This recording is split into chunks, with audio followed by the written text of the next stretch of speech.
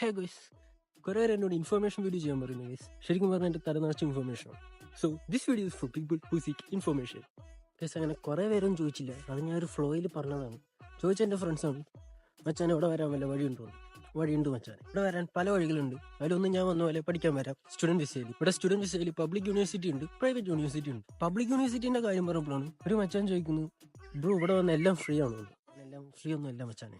ഇവിടുത്തെ പബ്ലിക് യൂണിവേഴ്സിറ്റിയിൽ നിങ്ങൾ പഠിക്കുന്നതിൻ്റെ ഒപ്പം ജോയിൻ ചെയ്യുന്നു, അതിന് നിങ്ങൾക്കൊരു ഇൻകം കിട്ടുന്നു. അതല്ലാതെ നിങ്ങൾക്കൊന്നും ഫ്രീ അല്ല. നിങ്ങൾ ഇവിടുത്തെ റൂം റെന്റ് കൊടുക്കണം, ട്രാൻസ്പോർട്ടേഷൻ ഫീ കൊടുക്കണം, പിന്നെ എന്തിനൊന്നും അറിയാത്ത കുറേ ടാക്സ് അടയ്ക്കണം. അതുകൊണ്ട് എല്ലാം ഫ്രീ അല്ല ബ്രോ. പബ്ലിക് യൂണിവേഴ്സിറ്റി ഒരു പ്രൈവറ്റ് യൂണിവേഴ്സിറ്റി. നിങ്ങൾ +2 കഴിഞ്ഞിട്ട് ബാച്ചിലേഴ്സ് ചെയ്യാൻ വരുന്ന ആളാണെങ്കിൽ പബ്ലിക് യൂണിവേഴ്സിറ്റിയിൽ B1 B2 ലെവൽ ലാംഗ്വേജ് നിങ്ങൾക്ക് ആവശ്യമായിട്ടുണ്ട്. ഇവിടെ പബ്ലിക് യൂണിവേഴ്സിറ്റിയിൽ പല ഹൗസ് ബിൽഡിംഗ് പ്രോഗ്രാംസ് ഉണ്ട്, മെഡിക്കൽ, ടെക്, കോർപ്പറേറ്റ്, ഫിനാൻസ്. നിങ്ങൾക്ക് ഇതിൽ ഏത് വേണമെങ്കിലും ചൂസ് ചെയ്യാം.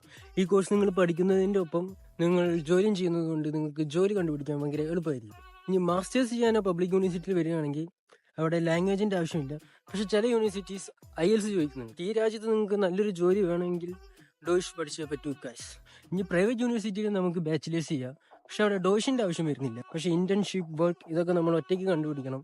ഭാഷ തീരെ അറിയില്ലെങ്കിൽ അത് കണ്ടുപിടിക്കാൻ നല്ല പാടായിരിക്കും ഗൈസ്. പ്രൈവറ്റ് യൂണിവേഴ്സിറ്റിയിൽ നമുക്ക് ബാച്ചിലേഴ്സ് ചെയ്യാം, അതിന് നമുക്ക് ഡോയിഷിന്റെ ആവശ്യം വരുന്നില്ല. മാസ്റ്റേഴ്സിനും ഡോയിഷിന്റെ ആവശ്യം വരുന്നില്ല. ചില യൂണിവേഴ്സിറ്റീസ് IELTS ആണ് ചോദിക്കുന്നത്, ചില യൂണിവേഴ്സിറ്റി അതും ചോദിക്കുന്നില്ല. പക്ഷെ നമ്മൾ പ്രൈവറ്റ് യൂണിവേഴ്സിറ്റിയിൽ പഠിക്കുമ്പോൾ ഇന്റേൺഷിപ്പ്, വർക്ക് ഇതൊക്കെ നമ്മൾ സ്വന്തം കണ്ടുപിടിക്കണം. ഭാഷ തീരെ അറിയില്ലെങ്കിൽ അത് കണ്ടുപിടിക്കാൻ ഭയങ്കര പാടായിരിക്കും ഗൈസ്.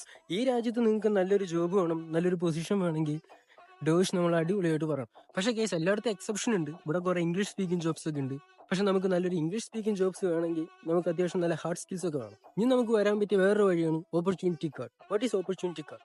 ഓപ്പർച്യൂണിറ്റി കാർഡ് വർക്ക് ചെയ്യുന്ന ഒരു പോയിന്റ് ബേസ്ഡ് സിസ്റ്റത്തിലാണ്. ഓപ്പർച്യൂണിറ്റി കാർഡ് കിട്ടാൻ വേണ്ടി നമുക്ക് വർക്ക് കോൺട്രാക്റ്റിന്റെ ആവശ്യമൊന്നുമില്ല.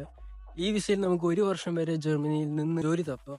കണ്ടുപിടിക്കുന്ന 1 വർഷം നമുക്ക് വീക്ക്ലി 20 ഹവേഴ്സ് പാർട്ട് ടൈമും ചെയ്യാം. ഇനി നിങ്ങൾക്ക് ഈ 1 വർഷം കൊണ്ട് ജോലി കണ്ടുപിടിക്കാൻ പറ്റിയില്ലെങ്കിൽ നിങ്ങൾ ഇവിടെ ജോലി തപ്പുന്നുണ്ട്, കുറച്ച് ഡോക്യുമെന്റ്സ് ഒക്കെ ആയിട്ട് ഇത് 2 ഇയർ വരെ എക്സ്റ്റെൻഡും ചെയ്യാം.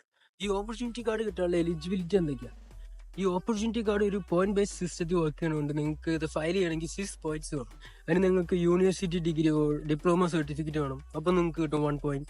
നിങ്ങളുടെ പ്രായം 40 വയസ്സിന് താഴെയാണെങ്കിൽ നിങ്ങൾക്ക് കിട്ടും 1 പോയിന്റ്. 5 ഇയർ പ്രൊഫഷണൽ എക്സ്പീരിയൻസ് ഉണ്ടെങ്കിൽ കിട്ടും 3 പോയിന്റ്സ്. B1 ഉണ്ടെങ്കിൽ കിട്ടും 2 point. A1 level German, C1 level English ഉണ്ടെങ്കിൽ നിങ്ങൾക്ക് കിട്ടും 1 പോയിന്റ്. പിന്നെ ഇത് അപ്ലൈ ചെയ്യണമെങ്കിൽ നിങ്ങൾ ബ്ലോക്ക്ഡ് എമൗണ്ട് നിയർലി 12 lakhs നിങ്ങൾ അക്കൗണ്ടിൽ ബ്ലോക്ക്ഡ് എമൗണ്ട് കാട്ടണം. ഇതൊക്കെ ഉണ്ടെങ്കിൽ നിങ്ങൾക്ക് ഓപ്പർച്യൂണിറ്റി കാർഡിന് ഫയൽ ചെയ്യാം. പിന്നെ ഞാൻ കണ്ടതിലെ ആൾക്കാർ വരുന്നത് ഒരു വിസയാണ് ഔപെയർ വിസ. ഔപെയർ വിസ എന്ന് പറഞ്ഞാൽ +2 കഴിഞ്ഞ ആൾക്കാർ.